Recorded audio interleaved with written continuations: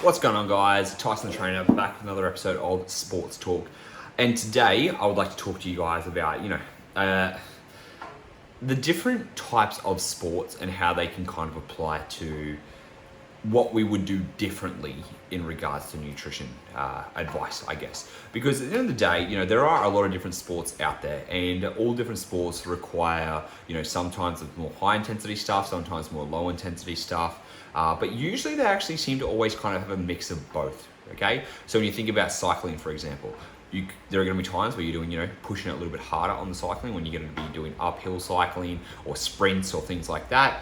So there's a time where you're going to be doing high intensity stuff, and then when you're just going to be cruising around doing low intensity stuff, okay? Same thing as running, With running, if you're running a marathon, there's not really going to be a high amount of intensity of running during a marathon, but in your training leading up to a marathon, you still want to do fast-paced runs at the end of the day and pushing that heart rate higher.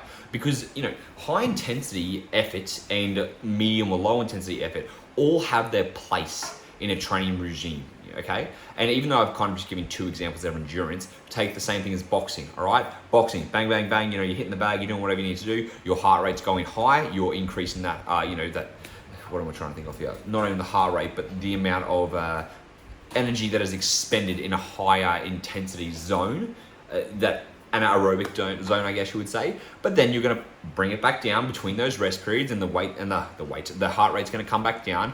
There are going to be times where you're walking around the ring and maybe someone's going to be doing more attacking than you are, and then vice versa. So that heart rate is really going to be fluctuating up and down. If you're a swimmer, again, I know I keep going back to running, swimming, and cycling because it's the top of my head for the marathon, or boxing because I box. But again, Brazilian Jiu-Jitsu athletes, sometimes you're going to be holding intense, isometrics a certain amount of time, and then other times you'll be rolling, and so it's like, then you're going to be having times where you're resting overall between the breaks and things like that. So everyone's heart rate, to a degree, is going to be going up in hard zones and then down into low zones, or lower intensity zones. And so with that, a lot of what is recommended in nutrition isn't going to be a huge amount of difference, okay? So a few things that would be different in nutrition recommendations. Number one would be the amount of calories you're going to be having. So that's going to be on an individual basis based on, your body weight, your activity level. They're going to be the two biggest important factors of what your calories are going to be, okay? And also with what your goals are. So whether your goals to gain muscle or, gain weight for your sport, or whether it's going to be cutting down weight for your sport, or whether it's going to be maintaining weight overall, that's what's going to determine your calories, okay, for the most part. Secondly, macronutrient intake is not going to be really that different. So everyone's probably going to be, if you're an endurance athlete or someone who does more muscle contraction as opposed to just the gym, you're going to be on that higher side of 2 grams per kilogram of body weight. 2.2 grams per kilogram of body weight instead of 2 grams per kilogram of body weight, just because you are using more of the aerobic side of things and contracting muscle more, and kind of more in a catabolic state, I guess you would say, just because that's the role and nature of cardiovascular exercise overall, right? Fat and carbohydrates is really going to be, a kind of a mixed bag, and based on, how hard you want to push your intensity. But also, for the most part, carbohydrates are going to be everyone's primary fuel source, because if carbohydrates are the driver in the intensity. And so with that being said, having higher intensity stuff or being able to push yourself harder is going to be predominantly focused on having high carbohydrates in your diet. So again, whatever your sport is, carbohydrates are going to be our main fuel. And there have definitely been studies done showing that lower carbohydrate diets, ketogenesis, things like that, in regards to endurance side of things, can be beneficial. But hands down, at the end of the day, carbohydrates will win overall, okay?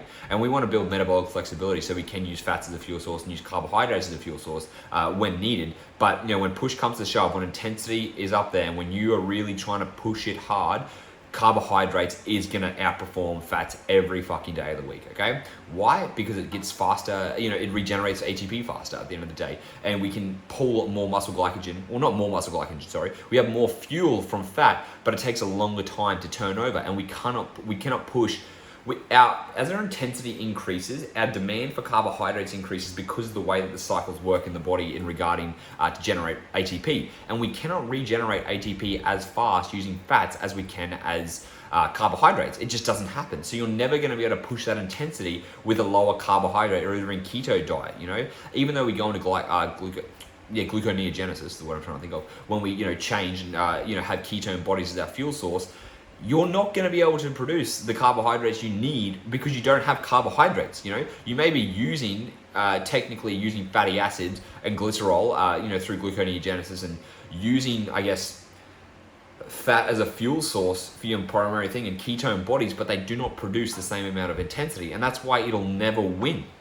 Okay, so in saying that, a lot of, based on your sport, isn't going to be a huge amount of differences. There will be some differences, but for the majority of like what you guys are learning so far, knowing how many calories you're burning per session with your heart rate monitor, knowing how active you are outside of your workout sessions with a watch and getting your step count, knowing that you're making sure you're hitting 2.2 grams per kilogram of body weight of protein every day, like they're the foundations for athletes regardless.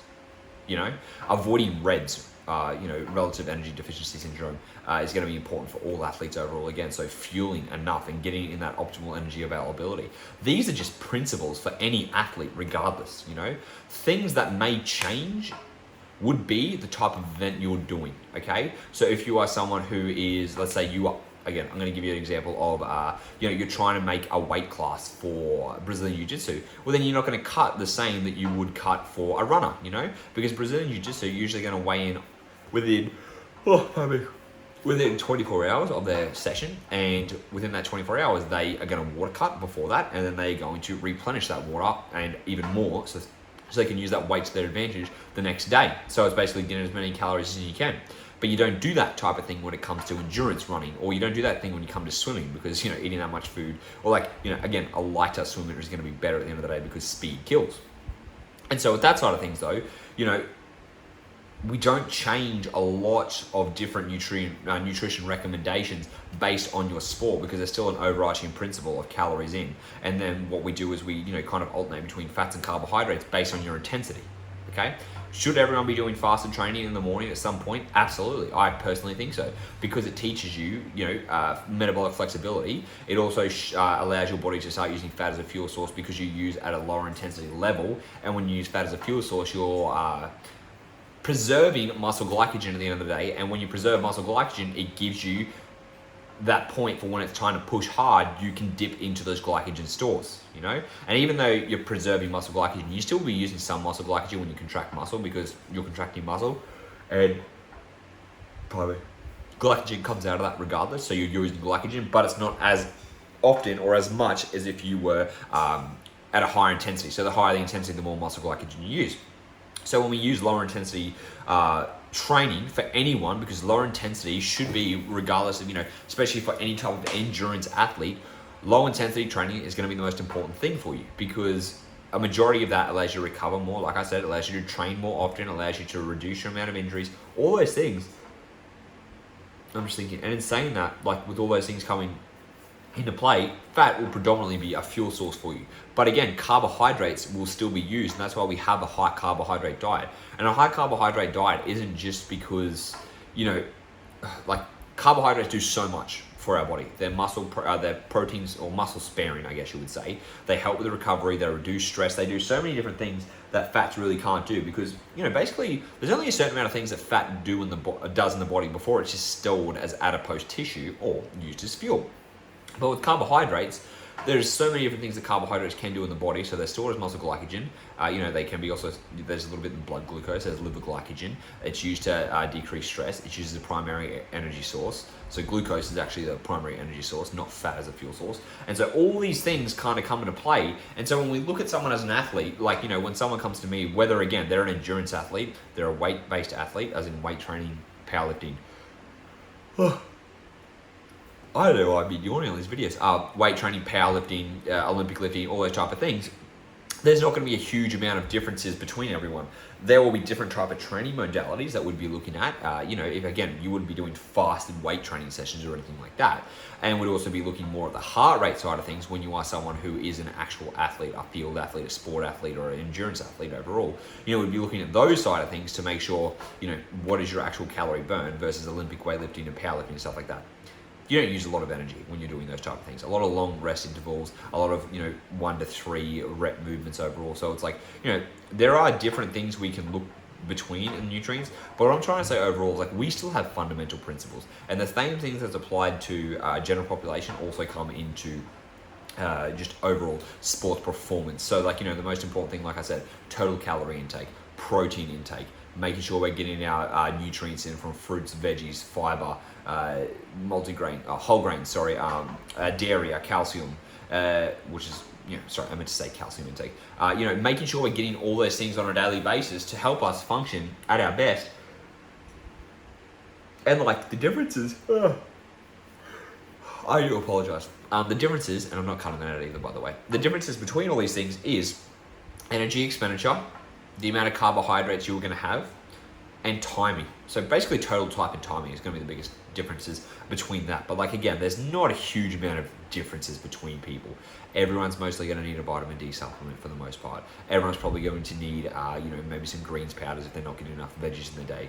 Everyone's going to need a specific amount of carbohydrates to fuel their intensity and recover and feel good. So these things are just, by and large, quite the same overall. And so it's something you just need to consider with, what I talk about here. A lot of it can be applied to really any sport. And I wouldn't be speaking about certain sport-specific things, but at the end of the day, like, it's not as different as you probably think it's going to be. So going forward, I am going to be covering different sports. I want to pick sports topics that I can cover to give you guys an idea. And you're probably going to realize really quickly, based on your sport, there's not a huge amounts of variation overall. So just to give you guys an insight into that, is that there's still fundamental principles we follow for athletes no matter what.